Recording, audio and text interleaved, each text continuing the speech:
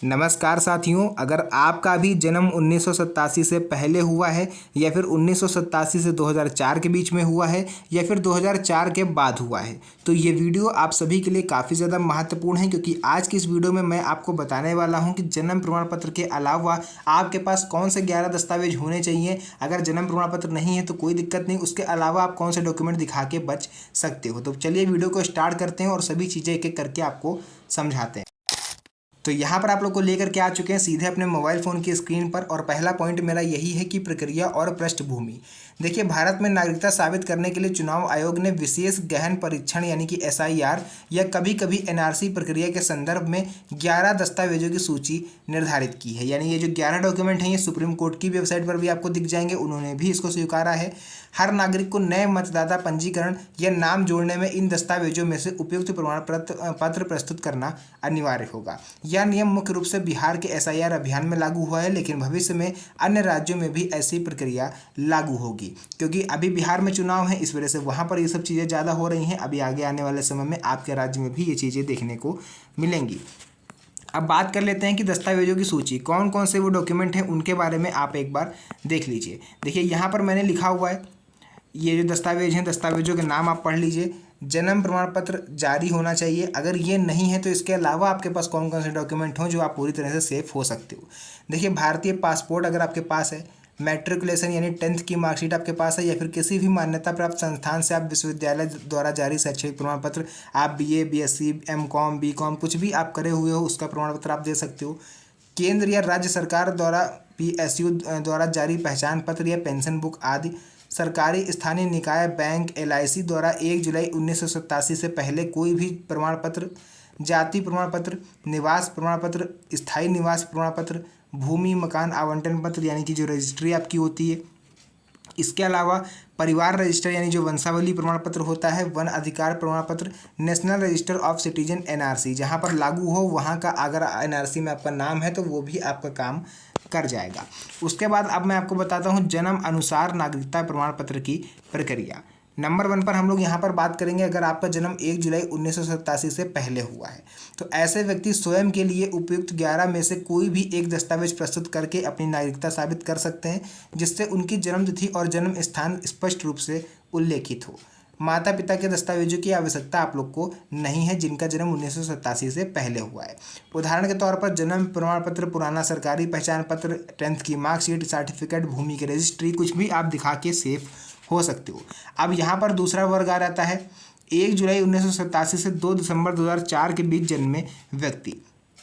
ऐसे लोगों को खुद के 11 में से कोई दस्तावेज, साथ ही साथ माता या पिता के भी नागरिकता प्रमाण पत्र वाला दस्तावेज, यानी कि जो 11 में से कोई एक डॉक्यूमेंट मैंने बताया है वो माता पिता में से भी कोई एक का आपको देना होगा।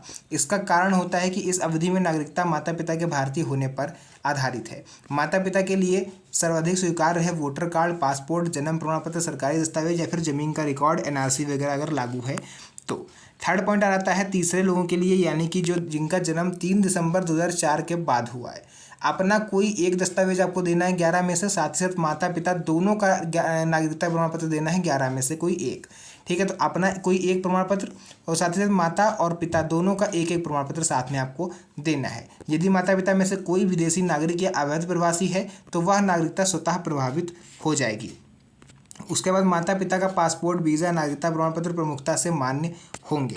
उसके बाद यहाँ पर बात करेंगे कौन सा दस्तावेज नागरिकता प्रमाण पत्र नहीं माने जाएंगे। आधार कार्ड, ये केवल पहचान के लिए होता है, नागरिकता के लिए नहीं।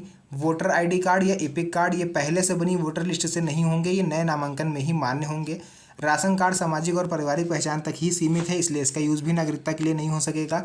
ड्राइविंग लाइसेंस या पैन कार्ड मुख्यतः पहचान पते के लिए होते हैं, नागरिकता के लिए नहीं। अब यहाँ पर हम लोग बात करेंगे नियम और हाल ही में इसमें संशोधन क्या क्या हुए हैं। देखिए, 1 अक्टूबर 2023 के बाद जन्म लेने वालों हेतु जन्म प्रमाण पत्र अनिवार्य किया गया है। अब सरकारी नौकरी, स्कूल प्रवेश, पासपोर्ट, आधार, विवाह पंजीकरण जैसी प्रक्रिया में जन्म प्रमाण पत्र का प्रयोग आवश्यक होगा। जन्म प्रमाण पत्र 1970 से भारत में अनिवार्य किया गया था, परंतु उस टाइम इस पर ज़्यादा जोर नहीं दिया गया क्योंकि लोग कम पढ़े लिखे कह लीजिए, या फिर उनके में जागरूकता नहीं थी, उनको पता नहीं था कि जन्म प्रमाण पत्र आगे चल के कितना कंपलसरी होगा।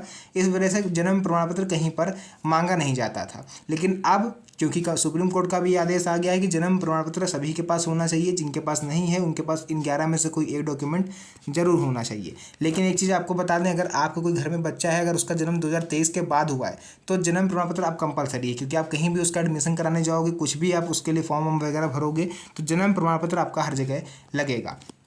बड़ी संख्या में बिहार और अन्य राज्यों में आधार, राशन कार्ड, वोटर कार्ड पर चुनाव आयोग को इसकी नागरिकता प्रमाण पत्र नहीं मानता है।